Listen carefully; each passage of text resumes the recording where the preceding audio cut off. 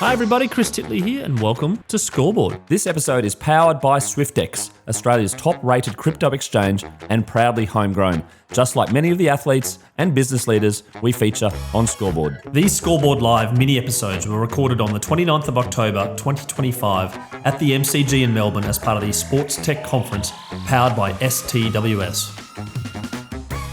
Chris Titley here on, 4 o'clock or something? 4:40? You'll be the last interview for the day. Stirling Mortlock from XV, or for the rugby people that know us, 15. XV Capital. XV Capital. Or XV, full stop. And people go, how's 15 going? Yeah, So they say that? it's good.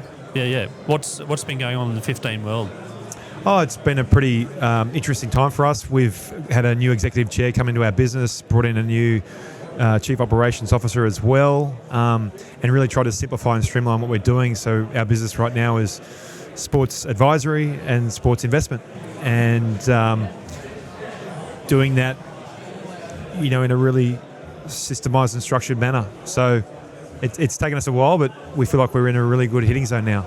Excellent. And Sports Tech today, the Sports Tech Conference, how did you go today? What did you see? Is there some exciting stuff? People talking AI? What are people talking?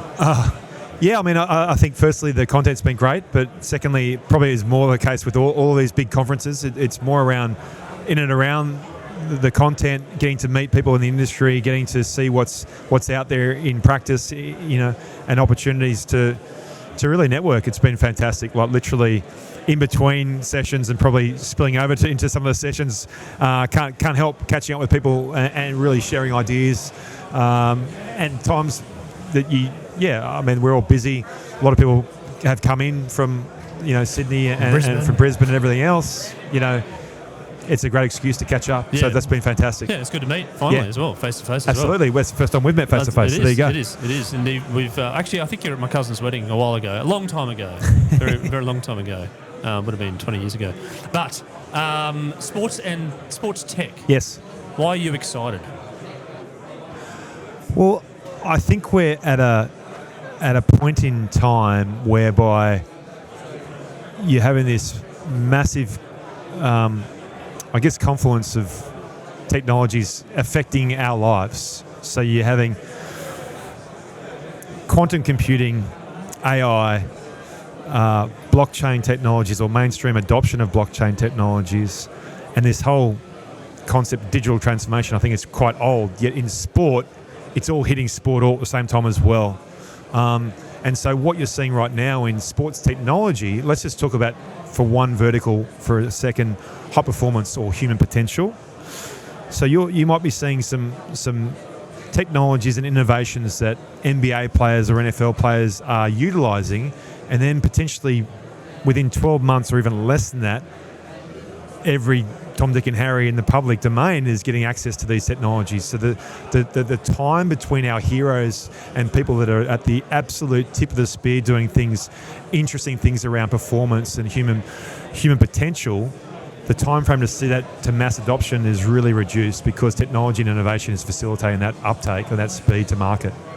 There's another thing which I know there's an analogy on that is like the movies. Remember when you were kids, you used to go to the movies and they'd hold it in the movie theatre for like 6 months or 9 months, and now you get on the streaming service within like 2 weeks. You're like, what? That must be a rubbish movie if it's in the streaming service in 2 weeks. But no, that's the play. It's like the speed and velocity of these things. Exactly, and even how my kids consume sport, so different from back in my day when I was growing up, right? Back in those days, everyone, you watched it on TV. Sports Tonight, Bill McDonald. Correct. Whereas most kids don't watch the news. They don't watch TV. They don't absorb it. Even cartoons. Yep. It's all on their devices. It's all on different platforms. They integrate, different ways. So sport's got to adapt to that, and it is. And that's the exciting thing from my perspective is you can see that digital transformation and that utilisation of technology and innovation is starting to happen, and the organisations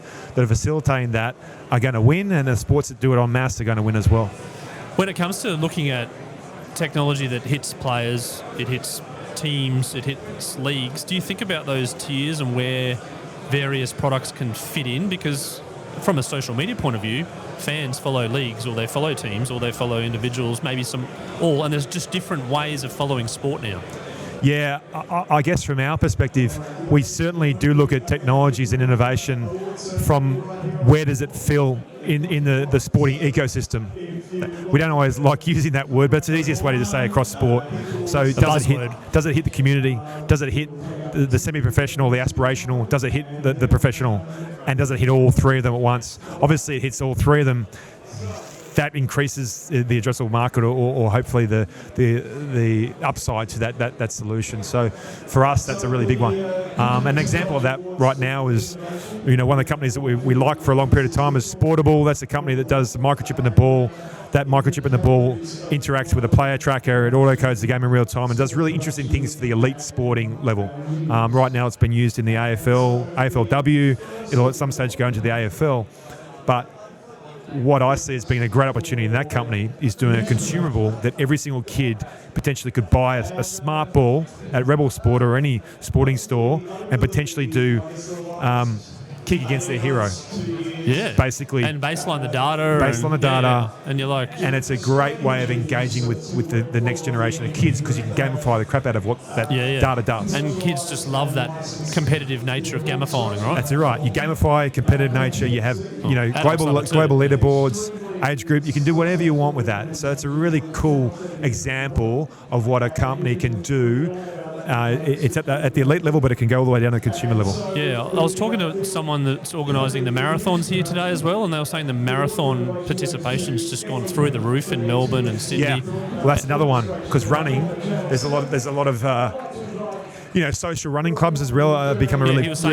And also the park run. Yeah, park run's a huge one, and then also the training methodology of elite runners now, everyone can get access to that, or they can actually bolt into AI and say, if I wanted to train for a marathon, I've got a 3-month window, give me an optimal training plan, and it will spit it out straight away. And what food and what strength work and all this stuff. So the access and availability for every person to enable themselves from a high performance perspective to be like their heroes or like that, I think is creating more uptick and more ability for people to do things at a decent level as well. Excellent. Now, Stirling, how can people reach out to XV Capital? Yep. 15. The simplest is just our website, xvcapitaladvisory.com. Yep. You can fill out. There's online forms, yep. and we'll respond. Yep. A deal by deal and all that. And yes, I mean, the ideal company for us is a company that's it's in market. It's doing interesting things, has a revenue profile, and it wants to hopefully expand. In a rapid stage, and then also ideally would love us to invest in them as well. Yeah, so perfect. We've got an advisory capability. Our advisory business helps business scale globally as fast as possible. Yep. And obviously, the investment side of our business, we love to invest in ones and that we like. And a like. little bit of former professional sport somewhere tucked in somewhere. Hey? Yeah, well, I've spoken a little bit more about high performance, but we're happy to look at business of sport and participation en masse. So any technology that fulfills those buckets. Quite a wide bucket, but certainly Absolutely. Sport is so critical to Australian society, and and the mental health benefits, etc. I think we're a sporting loving country. We love sports. We've got over 100 professional sporting teams in less than a 27 million population. We just love it. Yeah. So our view is if any sports technology can do well in this country, it can do well globally. Yep. We'll leave it there. Stirling Mortlock, thanks for coming on and having a chat. Pleasure. Appreciate it. Cheers.